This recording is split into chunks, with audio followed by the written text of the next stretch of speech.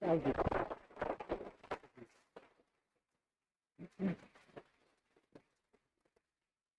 Thank you, Conference, and thank you so much, Kevin.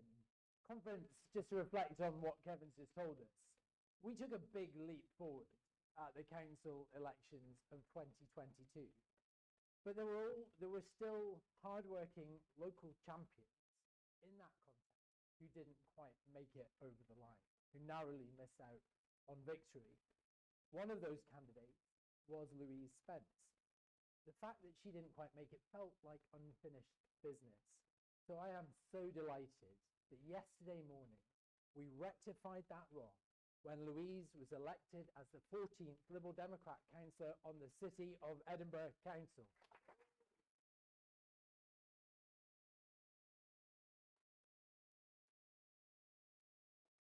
And my goodness, nobody saw us coming. From 4th place in a 12-cornered fight in a ward, we have never had a Liberal Democrat councillor before.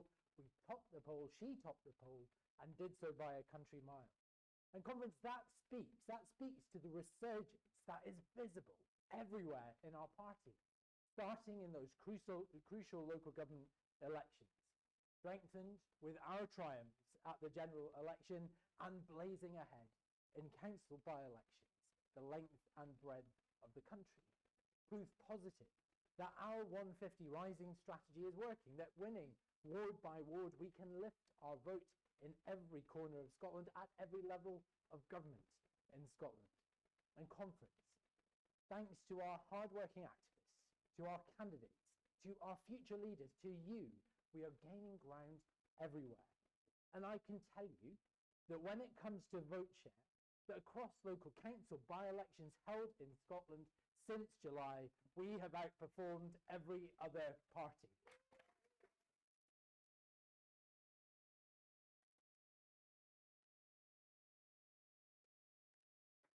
So welcome to the Salutation Hotel. And a little known fact about the Salutation Hotel is that David Bowie once headlined in this room in 1967 on this stage behind me, a man with singular talent, with style and flair. For this afternoon Conference, you've got me. Turn to face the change. Now, in a parallel universe, I'm singing right now, but the threat of industrial action from party staff has meant that I won't actually be singing today. So it is wonderful to be with you all, and we have real cause to be in such good spirits. What a summer. During that campaign, I met and I spoke to literally thousands of people across our beautiful country. You all know, my heaven is a minivan code and doors to knock. But it was without question the most enjoyable election that I have been part of in my 25 years as a member of this party, because I could feel the shift out there in our country. People turning to us again, not only ready to put their trust in us, but happy to do so. And in the final analysis, on that bright July morning, we had trebled our seats in Scotland. We overtook the Scottish Conservatives. And just like I promised you, we returned more Liberals than Nationalists to the green benches of the House of Commons Conference. It was our best result in a century. We now have 72 Liberal Democrat MPs.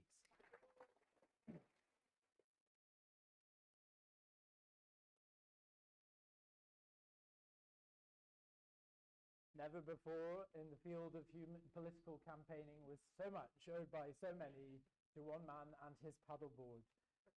And in Conference, in turn, I want to thank you, all of you, for every door knocked, for every leaflet delivered. Thank you to everyone who worked their hearts out in the service of our party.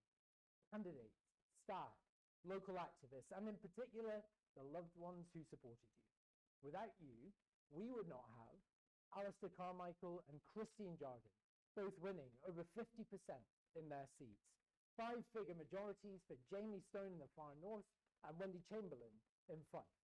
And Liberal Democrats now representing both ends of the iconic West Highland Way, from Fort William to Mulgai, from Susan Murray MP to Angus MacDonald MP. And Conference, wasn't it something to see the final act of that general election return Charles Kennedy's seat the Liberal Democrat fold.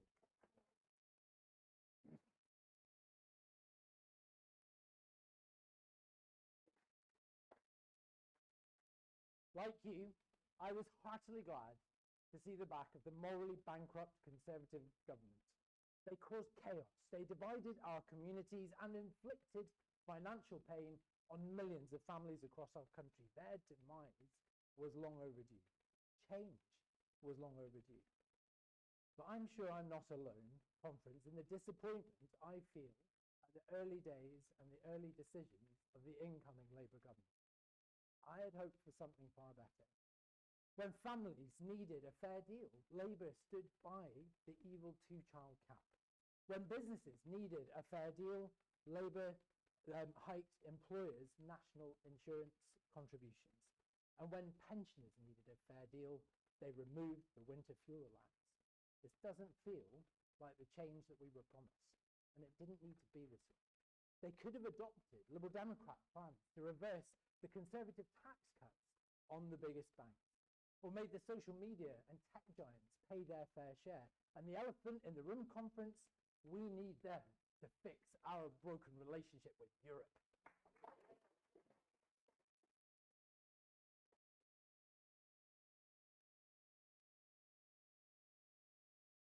People backed us. People backed us at the general election, in those council elections, and in the by-elections we've seen, because we offer a vision for our country which speaks to them. A Scotland confident in its place in a reformed United Kingdom, walking in ever closer step with our European neighbours. Communities represented by people who will fight for them. That is what you get when you elect Scottish Liberal Democrats. People who will put in the hard yards of public service and deliver. And you need look no further than the deadly A9 for concrete evidence of the SNP's shortcomings. It is the backbone of the Perthshire and Highland economies. Communities up and down our country depend on it. And everyone knows it isn't safe. And it will take the government 30 years to duel it between Perth and Inverness. I would call that an astronomical delay, but conference, it only took NASA 11 years to put a man on the moon. Conference communities are fed up. They're fed up of being left behind, fed up of being taken for granted. That's why they have had enough. They want change, and they are voting for it. And one victory, not too far from here, shows that to be true. I'm talking about our newly elected councillor for Strathallan, Alan Watt.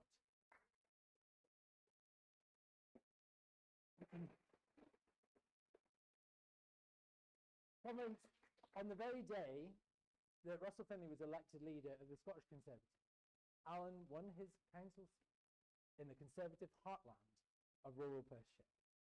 Woo! Just like Louise Spence, it was awarded fourth last time, and nobody saw us coming. Alan Watt's victory parked our tanks firmly on the lawn of the Scottish Conservative Party. A movement once captained by Ruth Davidson is now led in Scotland by someone who enthusiastically backed Liz Truss and who embraced her economic incompetence. And in London by Kemi Badenoch, who questions the right to maternity pay. Conference, this isn't the considered, pragmatic or inclusive party, and increasingly those who backed it in the past are astonished to the extremes to which it has lurched. They are looking for a new home. They are coming to us. Alan's result shows us the way. There is more of this to come, I promise you. Conference, we overtook the Scottish Tories at the general election. Why stop there? Conference, let's beat them at Holyrood too.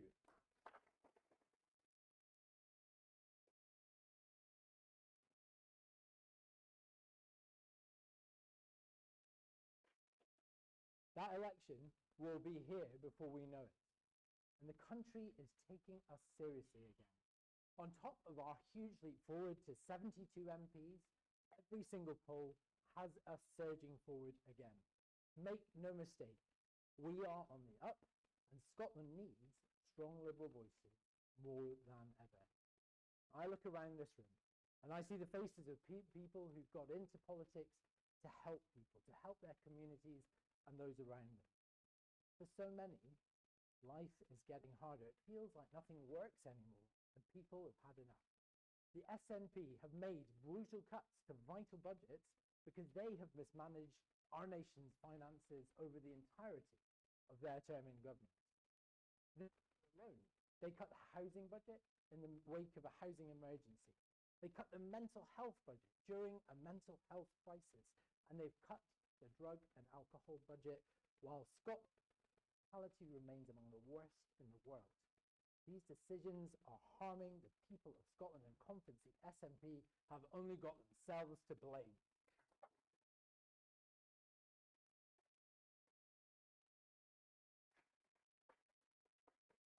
Conference, the coming Scottish budget could make a difference to all of us. In a parliament of minorities, we will always act like grown-ups, to seek consensus where we can. It's why each year we engage in meaningful talks with the Scottish Government to try to find common ground to improve the lot of our communities in the pages of its budget. I want to see a spending plan that actually works for the people we serve, but we are a long way from that, and they will have to move mountains to persuade us, because we know how badly broken things are. We know the scale of the reform that is required, and in our Heart of Hearts conference, we know that the only thing that will truly bring about the change that Scotland needs is a change of government.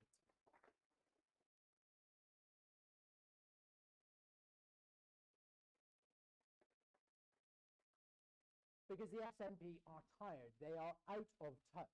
They have been in power for far too long, and the proof of that runs through their abject failures in the simple delivery of government, in the deposit return scheme, in the ferries that have yet to carry a single passenger, and in the doomed National Care Service. Conference, we were the only party who opposed this vast and unnecessary ministerial power grab from day one. Trade unions, frontline workers, councils, and now every other opposition party also oppose it too. 4 years and £30 million have already been wasted. Conference, that is the equivalent to the annual salary of 1,200 care workers. It's money that should have been spent on staff. It's money that should have been spent on service users. It is money that should be spent fixing community care so that your plan can leave hospital on time. Because we can't save the NHS. We don't fix social care. This is a dead parrot of a policy. So I say to the SNP, stop throwing good money after bad. Read the room. Stop the wasted millions now.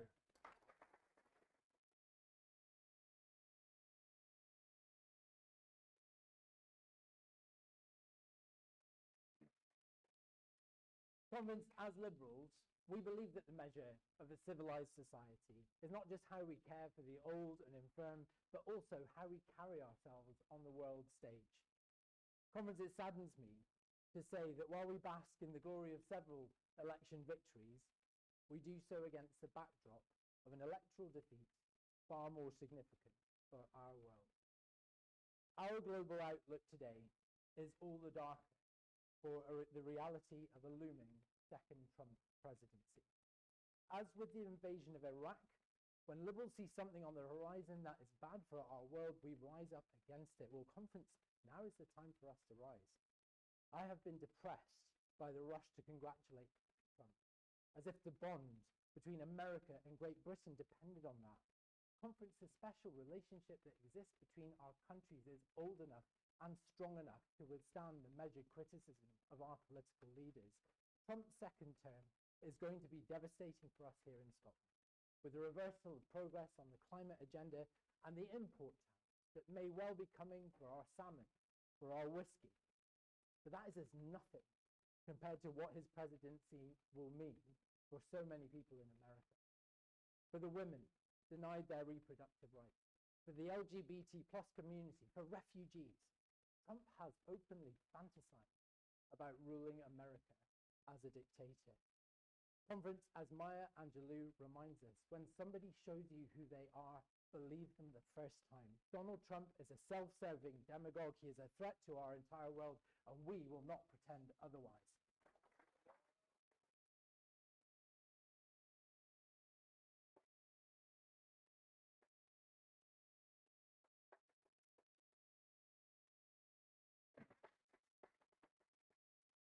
This past week, as we always do, we commemorate those who have given their lives for all of the freedoms that we enjoy. And every year, as they plough their fields, the farmers of Arras and Thiepval and Passchendaele unearth shrapnel, bullets, and other material of war.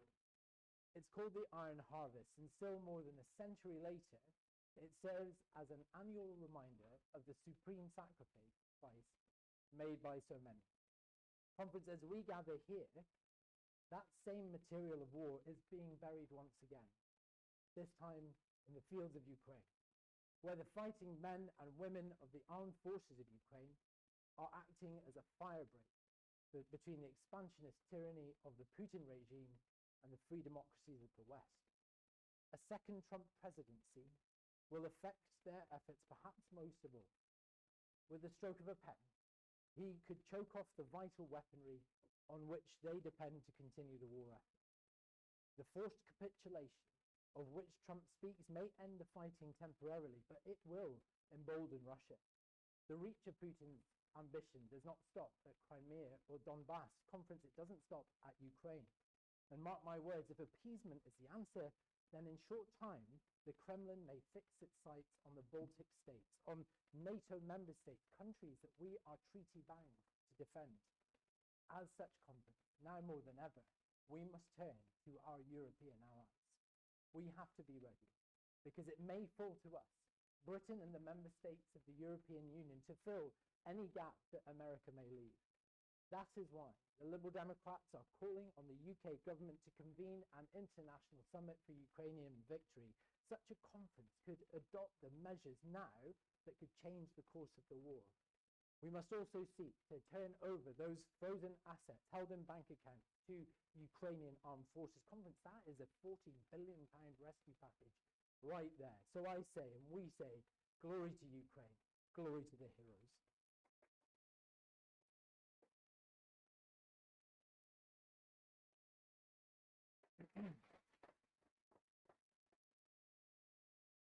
Conference, in the shadow of Trump and of Putin, we see the measure of the challenge that falls to liberals in our time. And it is a challenge we must rise to meet. Whether that is facing the looming threat of fighting internationally or fighting for a fair deal at home in the here and now for the communities we serve, liberals will always be there for you. For the family farmers worried about their future, for the small businesses that have been hammered by rising costs, for the carers struggling to make ends meet, for everyone who can't see an NHS dentist or a local GP, for those battling long COVID, for the health and social care staff running on empty, for everyone stuck on a waiting list, for the pupils who need mental health support or extra help, those children still in poverty in our country. Conference, by our works in the communities and in the towns we represent, through our contributions to the council chambers and the parliaments in which we serve, we can show the people of Scotland the meaning of public service once again. Thank you.